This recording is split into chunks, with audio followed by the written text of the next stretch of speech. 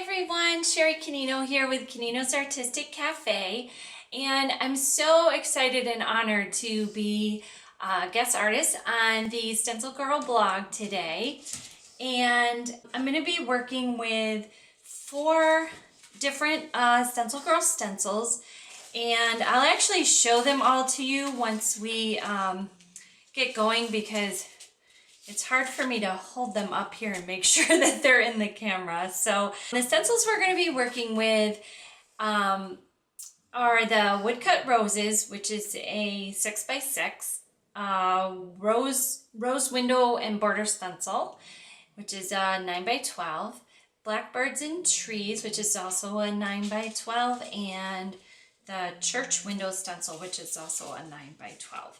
I'm going to be working on a artist panel, which is like a gesso board panel, and that's going to be 12 inches by 16 inches.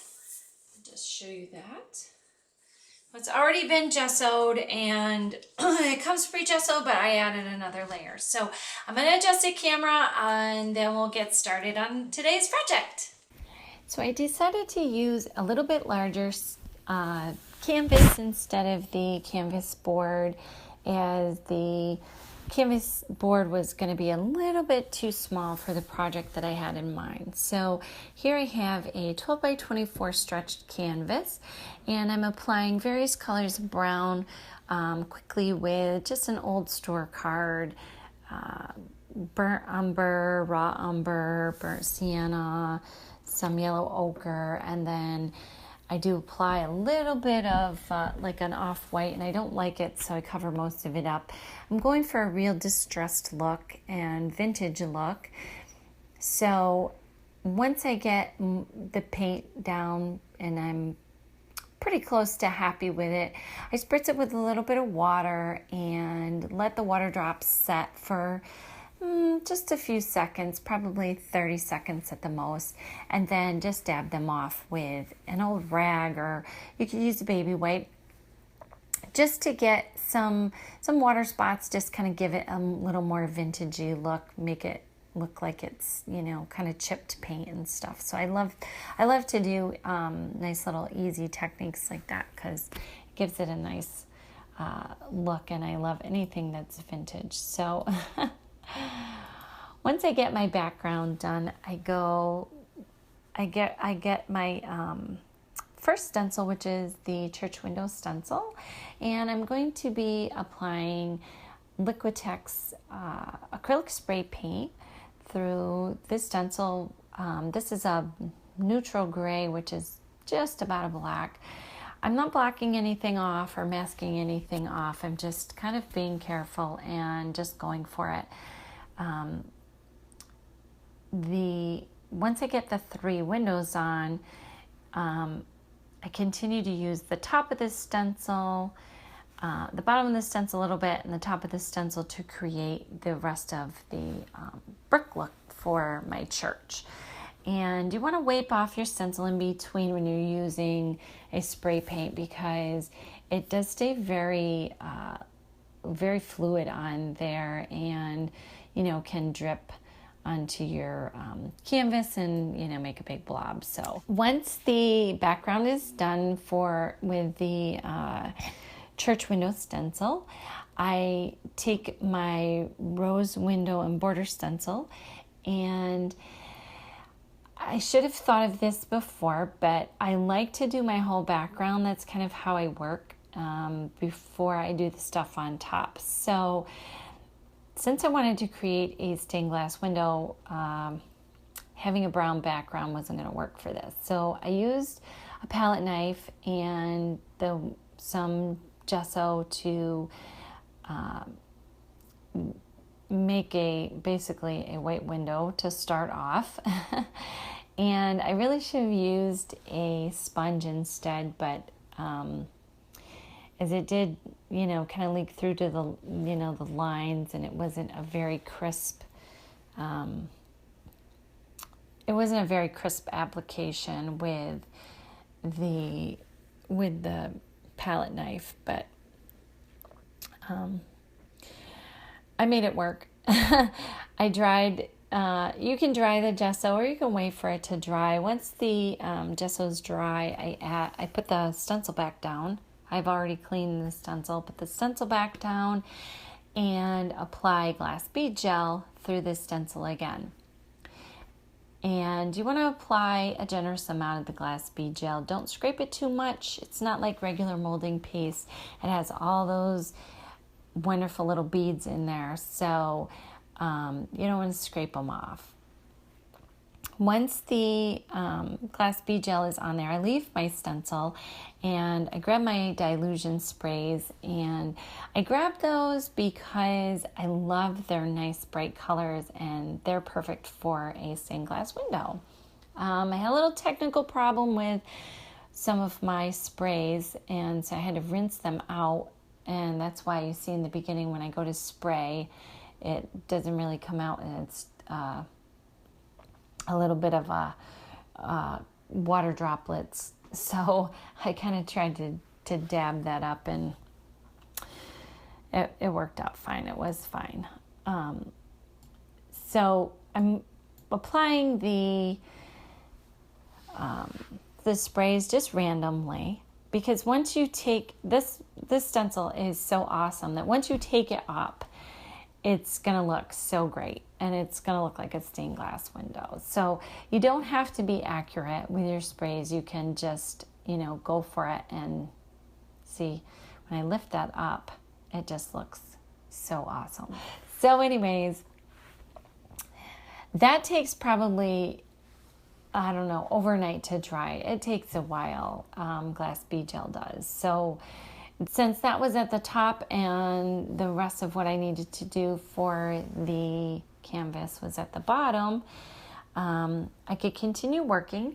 And so I take my Blackbirds and Trees stencil, and I'm creating, I wanted to create the look of, like grass or weeds growing up in front of this old vintage church. So even though this is Blackbirds and Trees, it's Blackbirds and Weeds for me. So I covered up the little bird at the top because I didn't want that, and just that one little line, and grab my golden molding paste and apply that through the stencil. And you'll see once I get done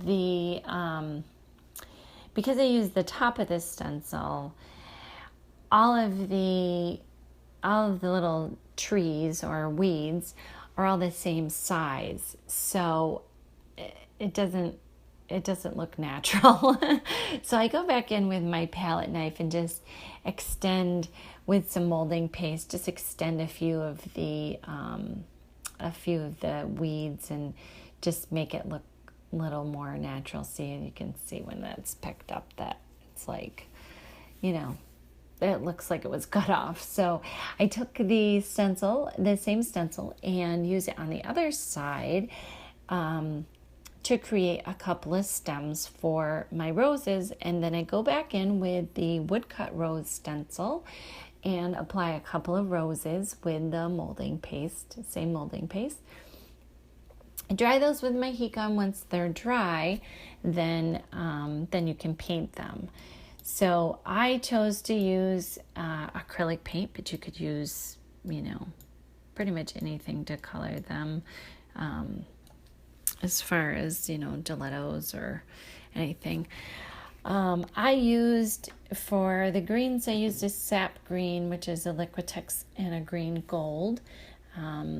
Sap green is a nice, really dark green and gives you a good highlighting or a shadowing green, and then the green gold is a nice lighter green, and I use that also on the leaves to do some highlights at the top, and I use the sap green to do like the shadowing. So on the roses, I use the quinacridone magenta, if that's how you say it.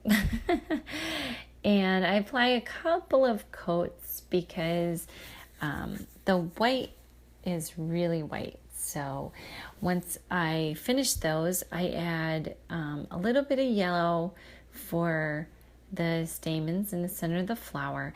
And you'll see I also I use a dark brown. I believe it was a Van Dyke brown.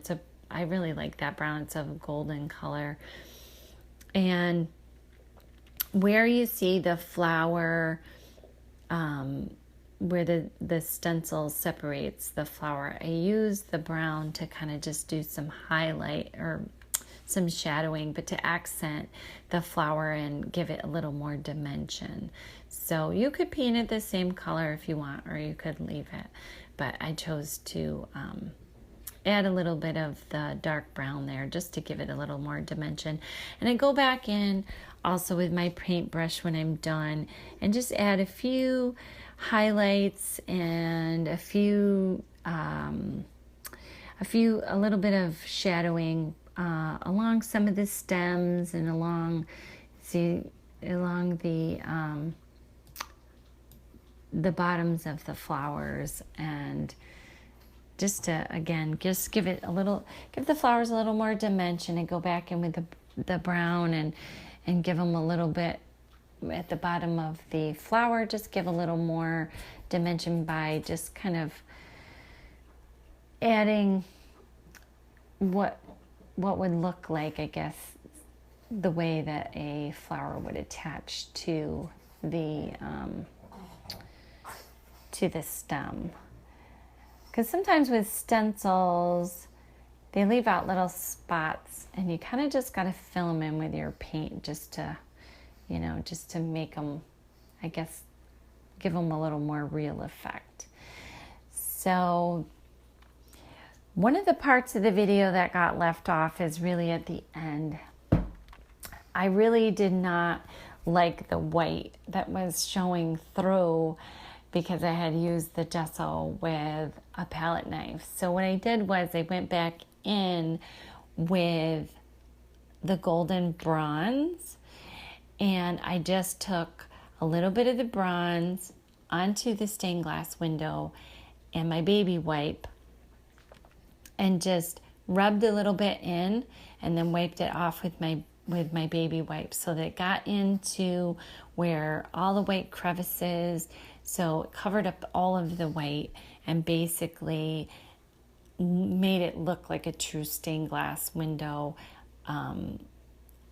If I had not had that white in there from using a palette knife, if I had used a sponge and been more careful, the brown from underneath would have shown through and it would have still given that vintage effect. But I feel like I really like the bronze added to it, so I kind of feel like I'm glad it happened. I'm glad I did it that way, because I really do like the gold or the bronze on there. It gives it a goldy, vintagey look in the end.